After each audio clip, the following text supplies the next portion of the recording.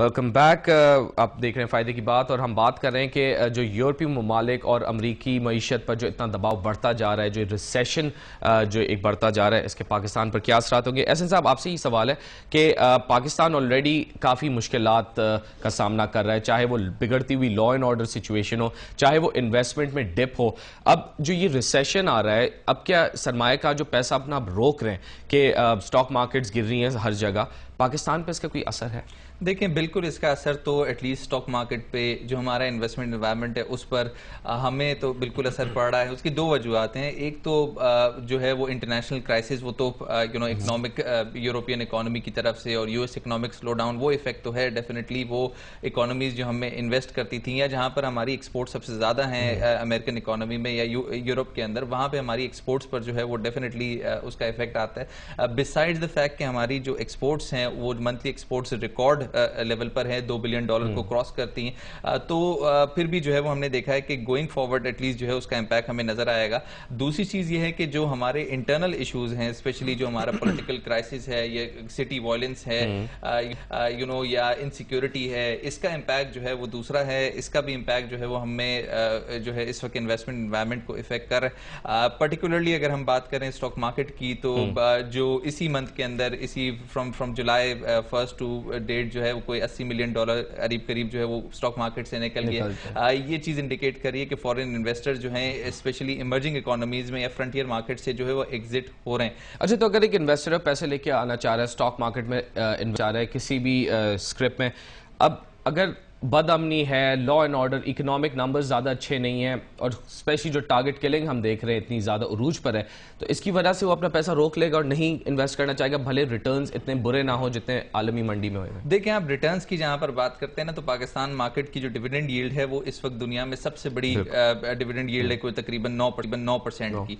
8-9% की जो यील्ड है। अच्छा, दूसरी जो प्राइस अर्निंग मल्टीपल है, जो हमारा 6-7 का मल्टीपल है, वो दुनिया में सबसे सस्ता जो मल्टीपल है, एक रशियन इकोनॉमी है जिसका हमसे बेहतर मल्टीपल है। बट ओवरऑल अगर आप globally stock market, developed stock market से कंपेयर करें, इमर्जिंग या फ्रंटियर से, अच्छा, तो यहां पर जो है वो डेफिनेटली आपके पास अपॉर्चुनिटीज बहुत ज्यादा हैं। लेकिन इन्वेस्टर फियर करता है कि अगर फॉरेन इन्वेस्टर किसी वजह से जो है वो इस मार्केट से एग्जिस्ट करता है, ख्वाह वो अपनी इकोनॉमी की जो परफॉर्मेंस है, नॉन परफॉर्मेंस है, उसकी वजह से निकलता है, तो यहाँ इस मार्केट में करेक्शन आ सकता है। ठीक है, जैसे खुर्रम साहब इन्होंने बताया कि इन्वेस्टर जरा कॉशियस अप्रोच के साथ फिर सरमायाकारी करता है। ये भी पढ़ा है, सुना है कि जब डेवलप्ड कंट्रीज में जब मुआशी मसाइल आते हैं या माली मसाइल आते हैं, इन्वेस्टर इमर्जिंग मार्केट्स की तरफ ज़रा अपनी तवज्जो कर देता है। पाकिस्तान भी उसी में है और जिस तरह एहसन साहब ने भी बोला कि हमारे पास रिटर्न्स और वो भी काफ़ी एक अच्छा उस पर है, तो आपको लगता है कि अभी ज़रा अगर हालात थोड़े बेहतर कर दें, लॉ एंड ऑर्डर सिचुएशन थोड़ी बेहतर हो जाए,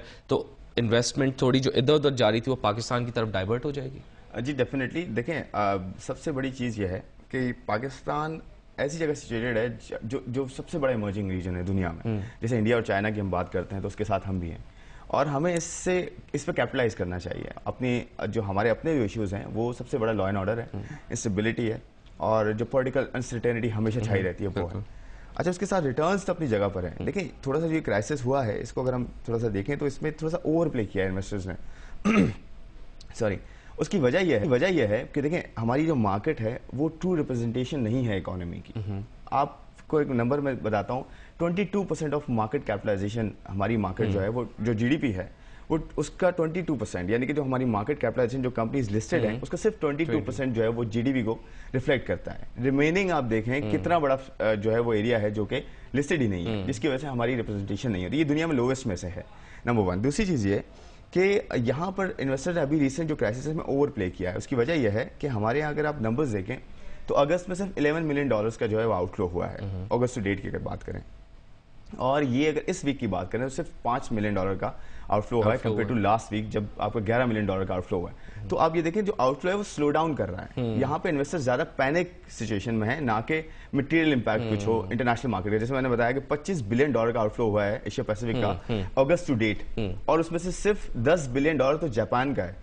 अगर एक्सक्लूडिंग जापान करें तो $15 बिलियन का आउटफ्लो है, जिसमें इंडिया ले लें आप, चाइना ले लें आप, बांग्लादेश ले लें आप, मलेशिया, ताइवान, ये सब हैं। और हमारे यहाँ सिर्फ और सिर्फ $11 मिलियन का आउटफ्लो हुआ है।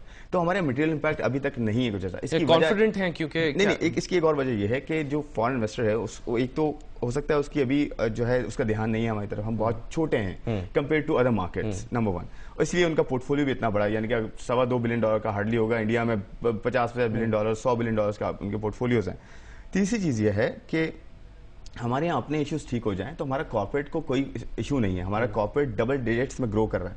24% की ग्रोथ इस साल एक्सपेक्टेड है with the dividend yield of 7% जो अभी मार्केट हमारी दे रही है, और 6.5% का बिल्कुल ठीक है कि 6.5-7% का हमारा मार्केट। इतनी ग्रोथ है कॉर्पोरेट हमारे सेक्टर में डिस्पाइट इंटरेस्ट रेट्स अभी भी? बिल्कुल इसके बावजूद आप ये देखें कितनी मतलब यहाँ पे ग्रोथ है, कितनी अपॉर्चुनिटी है यहाँ पे इन्वेस्ट करने की। तीसरी चीज ये है कि यहाँ पे जो इकोनॉमी पे इम्पैक्ट है वो भी एज सच नहीं होगा, बल्कि हमें फायदा हो सकता है। उसकी वजह यह है कि देखिए हमारी जो एक्सपोर्ट्स हैं वो सेकंड ईयर और थर्ड ईयर है हमारे, हम हाई एंड प्रोडक्ट नहीं बनाते, तो यूएस और जापान में हमारा जो प्रोडक्ट जाता है हो सकता है उसकी डिमांड बढ़ जाए क्योंकि उसका वॉल्यूमेट्रिक इंपैक्ट आएगा, क्योंकि प्राइस जो है वो हाई एंड की ज्यादा जल्दी गिरती है compare to low end products की, और लो एंड प्रोडक्ट्स पे लोग जल्दी जाएंगे, स्विच करेंगे, तो हो सकता है हमारी प्रोडक्ट की वैल्यू बढ़ जाए, तो हमारी एक्सपोर्ट हो सकता है हर्ट ना हो। दूसरी चीज ऑयल प्राइसेस नीचे जा रही हैं, ऑयल प्राइस नीचे जाने की वजह से हमारी इन्फ्लेशन कम होगी, प्लस इंपोर्ट बिल हमारा जो है वो 33% जो है कंट्रीब्यूट करता है पूरे एक्चुअल आपका जो है भी काफी हद तक इससे काम आएगा। लेकिन इसका जो काउंटर इम्पैक्ट है वो ये है कि हमारे यहाँ ऑयल का सेक्टर जो है वो मेनली